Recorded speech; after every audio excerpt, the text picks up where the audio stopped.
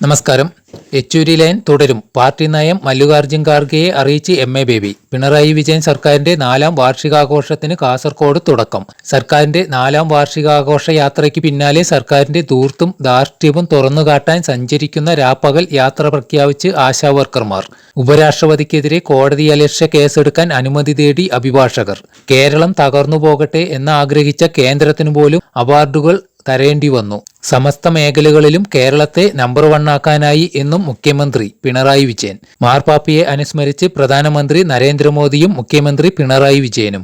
മുതലപ്പൊഴി അഴിമുഖം മണൽ കയറി അടഞ്ഞ വിഷയത്തിൽ പൊഴി മുറിക്കാൻ തീരുമാനം. സംയുക്ത സമരസമിതിയുമായി ഡ്രഡ്ജർ കമ്പനി നടത്തിയ ചർച്ചയിലാണ് ധാരണയായത്.